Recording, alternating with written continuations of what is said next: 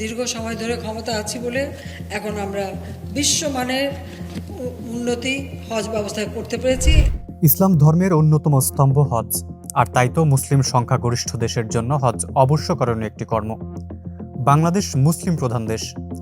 এদেশের মুসল্লিরা প্রতি বছরই হজ করতে সৌদি আরবে যান। যেহেতু দীর্ঘ ভ্রমণ, খরচ এবং আনুষঙ্গিক অনেক বিষয় হজের সাথে জড়িত, তাই হজ পালনে সরকারের পক্ষ থেকে নেওয়া হয় নানান পদক্ষেপ। গত প্রায় ১.৫ যুগ ক্ষমতায় ছিল শেখ হাসিনার আওয়ামী লীগ সরকার। গণঅভ্যুত্থানের মুখে স্বৈরাচারী মনোভাব আর সীমাহীন দুর্নীতির অভিযোগ নিয়ে ক্ষমতাচ্যুত হয়ে দেশ ছেড়ে পালিয়েছে দলটির প্রায় উচ্চ স্তরের বেশিরভাগ নেতা। দলটি ক্ষমতায় থাকাকালীন সময় হজের মতো পবিত্র কাজেও করেছে নানা অনিয়ম আর দুর্নীতি। অভ্যুত্থানের মুখে শেখ হাসিনার সরকারের পতনের পর ক্ষমতায় আসে ডক্টর মোহাম্মদ ইউনূসের অন্তর্বর্তী সরকার। এই সরকার এসে গ্রহণ করেন নানান পদক্ষেপ। হজ যাত্রায় প্রতিবেশী দেশ ভারত কিংবা পাকিস্তানে যেখানে আমাদের চেয়েও অনেক কম খরচে যাওয়া যায়, সেখানে আওয়ামী শাসন আমলে হজের খরচ বাড়তেই থাকে। তাই তো ডক্টর ইউনূসের সরকার এসেই কমান হজের খরচ। আগের তুলনায় কমেছে টিকিট প্রতি প্রায় ১ লক্ষ টাকা করে। চলুন দেখে নেওয়া যাক হজ ব্যবস্থাপনায় অন্তর্বর্তী সরকারের সাফল্য কি। মুসলিম প্রধান দেশ হওয়ায় প্রতি বছর বাংলাদেশ থেকে কয়েক হাজার মানুষ পবিত্র হজ পালনে যান।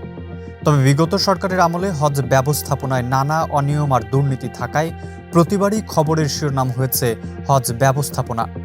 তবে অন্তর্বর্তীকালীন সরকার এসে পুরনো ধাঁচের ব্যবস্থাপনাকে নতুন আঙ্গিকে সাজিয়েছেন। হজ ব্যবস্থাপনাকে করেছে ডিজিটালাইজ। সময়ের সাথে মিল রেখে ডক্টর ইউনূসের সরকার এমন যুগান্তকারী পরিবর্তন তাই বাহবা কুড়াচ্ছে। আওয়ামী লীগ সরকারের সময় হজ প্যাকেজের খরচ প্রতি বছরই বেড়েছে। হজের অব্যবস্থাপনা আর খরচ প্রতি বছরই শিরোনাম হয়েছে খবরের কাগজে। হজযাত্রীরা অভিযোগ করেছেন অতিরিক্ত খরচের বোঝা তাদের বহন করতে হয়। সেবার মানে অনিয়ম আর সিন্ডিকেটের জিম্মি ছিল সাধারণ মুসল্লি। অন্তর্বর্তী সরকার এসে পাল্টে দিয়েছে প্রায় সবকিছু। হজ ব্যবস্থাপনায় খরচ কমিয়েছে উল্লেখযোগ্য পরিমাণে। ভেঙে দেওয়া হয়েছে অতিরিক্ত চার্জ আদায়কারী ট্রাভেল এজেন্টদের সিন্ডিকেট। স্বচ্ছতা আর জবাবদিহিতা প্রতিষ্ঠা হওয়ায় হাজিরা পাচ্ছেন ন্যায্য খরচের সর্বোত্তম সেবা। পতিত সরকার ক্ষমতায় থেকে বারবার প্রযুক্তির উন্নয়নের কথা বললেও আসলে তা ছিল শুভঙ্করের ফাঁকি। দলটির শাসন আমলে হজের মতো বিশ্ব ইভেন্টেও প্রযুক্তির ব্যবহার ছিল সীমিত। হজ ব্যবস্থাপনায় ছিল না মোবাইল অ্যাপ বা ট্র্যাকিংয়ের মতো আধুনিক সেবা। এমনকি ফ্লাইট, আবাসন বা স্বাস্থ্য সংক্রান্ত তথ্যের জন্য হাজিদের বারবার দালাল বা এজেন্সির ওপর নির্ভর করতে হতো। অথচ ক্ষমতায় এসেই বর্তমান অন্তর্বর্তী সরকার লাভবাইক নামের একটি আধুনিক মোবাইল অ্যাপ চালু করেছে। অ্যাপের মাধ্যমে হাজিরা ফ্লাইট, আবাসন, নামাজের সময়সূচি, আবহাওয়ার পূর্বাভাস এবং নিজ অবস্থান ট্র্যাক করতে পারবেন। এমনকি জরুরি মুহূর্তে SOS বা সেভ আওয়ার সোলস বাটনের মাধ্যমে সরাসরি সাহায্যও চাইতে পারবেন। কুরআন হাদিস লাইব্রেরি, কিবলা নির্দেশিকা, হজ ও উমরাহ সহায়িকা ইত্যাদিও এই অ্যাপে অন্তর্ভুক্ত করা হয়েছে। এখন প্রায় প্রতিটি দেশ ক্যাশলেস আদান প্রদানের দিকে ঝুঁকছে। তাছাড়া হজ যাত্রীদের ক্যাশ বহনের ঝুঁকি থাকে প্রায় সব সময়।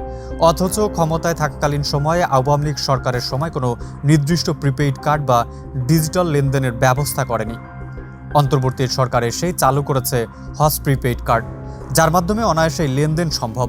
এমনকি কার্ড ইস্যুতে কোনো ফি নেই এবং লেনদেন ফি মাত্র 1%। এই কার্ডের মাধ্যমে সৌদি আরবে ATM বুথ থেকে নগদ টাকা উত্তোলন এবং POS মেশিনে লেনদেন করা যাবে। হজ শেষে বাংলাদেশে ফিরে এসেও কার্ডটি ব্যবহার করা যাবে। এমনকি অব্যবহৃত টাকাও ফেরত পাওয়া যাবে। পতিত আওয়ামী লীগ সরকারের সময় হজ যাত্রীদের সেবা ছিল বিভিন্ন এজেন্সি নির্ভর। ফলে সেখানে অনিয়ম করার বিস্তর সুযোগ তৈরি করে দিয়েছিল তৎকালীন সরকার। এমনকি মেডিকেল সহায়তা বা জরুরি সেবার কার্যকারিতাও ছিল অনেক ধীর গতির।